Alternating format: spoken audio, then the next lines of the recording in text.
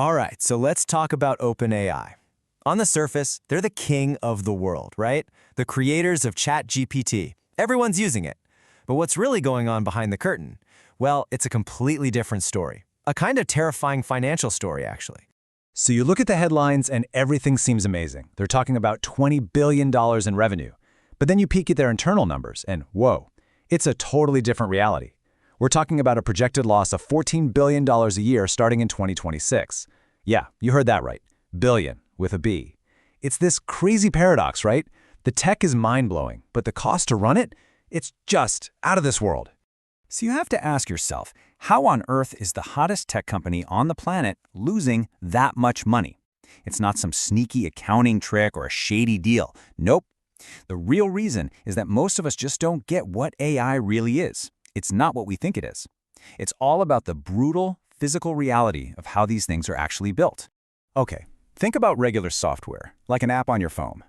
A smart developer can write some clever code, make it faster, better, it's elegant. AI? It's not like that at all. It plays by a whole different rule book. It's not about being clever, it's about brute force. It's about raw physical power. And this right here, this is the core of the whole problem. It's something called scaling laws. Now, what does that mean? Well, simply put, it's a rule in the world of AI that says making an AI just a tiny bit smarter doesn't take a tiny bit more effort. No, it takes an exponentially massive increase in computing power and data. The gains are small, but the cost to get those gains, it just explodes. And you can probably guess where this is going. That gets really, really expensive really fast. So let's be super clear about this. Making an AI better isn't like climbing a staircase, one step at a time. It's more like trying to jump from one skyscraper to the next.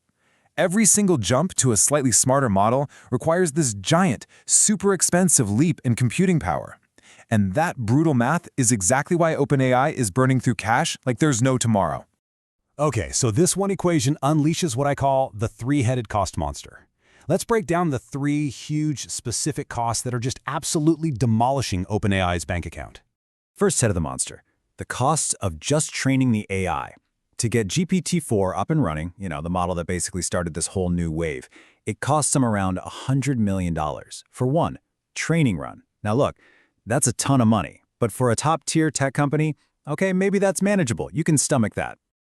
But here's where those scaling laws come back to bite them. The next model, the next generation, we're not talking about a little jump. We're talking over $1 billion, $1 billion, for a single training session. Think about that. That's more than the entire economy of some small countries. And it's not like you just do it once and you're done. Oh no. This quote just nails the second head of the monster perfectly. The hardware just dies. Not literally, but it becomes obsolete, useless, incredibly fast. All those super expensive specialized AI chips they need, they have to throw them all out and buy new ones every 18 to 36 months. Can you imagine? It's like buying $1 billion supercomputer and then having to junk it less than 2 years later just to keep up. That investment just, poof, gone. And the third monster? It's something we all have to deal with, but on a scale that is just impossible to wrap your head around. The electric bill. Just look at this thing called Project Stargate. It's a supercomputer they're planning. Forget the price tag for a second, which is an insane $500 billion. Let's talk power. It's going to need 10 gigawatts of electricity, constantly. You know what that is? That's the power output of several nuclear power plants, just to keep one computer running. So you've got these insane costs for training, hardware, and just keeping the lights on. How in the world are they still in business? Well, the answer seems simple. Microsoft, right? They've poured billions in. But that deal? It's not what you think it is. Okay, so here's the magic trick. Most of that investment from Microsoft, it's not cash. It's not wire transferred into their bank. It's basically a giant Microsoft gift card. They get billions in Azure credits, which they can only use to pay for Microsoft's own cloud computing services. So Microsoft gives OpenAI $10 billion. OpenAI immediately gives it right back to Microsoft to rent their computers. The money just goes in a circle and ends up right back in Microsoft's pocket as revenue. It's brilliant for Microsoft. This whole thing creates what you could call a financial optical illusion. It looks like they're funded because they have all the computing time they need. But here's the problem. You can't pay your superstar AI researchers, your lawyers, or your rent with a Microsoft gift card. For all that, you need cold, hard cash. And that's the stuff they're always desperately trying to find from other people.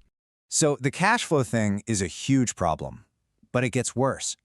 Their whole business model is basically built on quicksand. You know how big tech companies have a moat, a reason why it's hard to leave them, like Apple's ecosystem? Well, OpenAI, they don't really have one. Take a look at where their money comes from. A whopping 75% is from people like you and me paying for a monthly subscription. And here's the scary part for them. We're not very loyal. Once the wow factor wears off, people just cancel.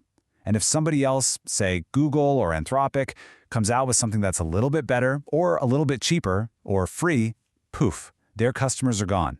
Just like that. And that brings us to the competition's killer advantage. See, for companies like Meta or Google, AI is just a feature. It's a way to make their main business, selling ads or making search better, even more profitable. They don't need to make a dime directly from AI itself. But OpenAI, they don't have another business. AI is the only thing they sell. It has to pay for itself, and as we've seen it doesn't. This is exactly why it was such a big deal when Meta just gave away its super powerful Llama models for free. That wasn't them being nice guys. It was a cold, calculated business move, a tactical strike. Because the second they did that, they basically set the price of powerful AI to zero. How can OpenAI charge $20 a month when a competitor is giving away something almost as good for nothing? And if all that wasn't enough, they're getting hammered from all sides. You've got regulators in the US and the EU breathing down their necks with antitrust investigations. They're in this endless, super expensive war for talent against Google. And then there's the cost of just trying to be responsible. Safety teams, lawyers, all that stuff costs a fortune and brings in exactly $0 in revenue. So you add it all together, right? The insane costs, a business model that could fall apart overnight, and competitors who can just give the product away for free. It's all pushing them towards one single inevitable endgame. It's a race, and the clock is ticking. And what's their plan? Well, it's basically the biggest gamble in the history of tech. They're going all in on building a true AGI, artificial general intelligence. We're talking about an AI that's as smart or maybe even way smarter than a human. The hope is that an AI that powerful would be so valuable it could solve all their money problems instantly. It's the ultimate Hail Mary. It's their only way out before the money's all gone. But that clock, it is ticking. And it's getting louder. You look at their burn rate, how fast they're spending money, and the math is pretty simple. All the billions they've raised, it's projected to be gone by the middle of 2027. That's not some far-off future. That is a hard deadline, and it is coming up fast.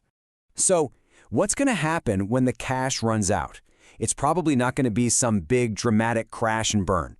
The most likely ending to this story is a quiet takeover. And guess who the buyer will be? Microsoft, of course. They're pretty much the only company on Earth that can afford to pay these kinds of bills and has every reason in the world to want to own this technology completely. When you step back, the story of OpenAI is really telling us something bigger. It's telling us that the AI revolution is over its garage startup phase. It's gone fully industrial. OpenAI proved you can build these incredible things, but they also proved that you can only do it if you have the resources of a superpower. The era of the small, independent pioneer changing the world of AI, well, that era might already be behind us.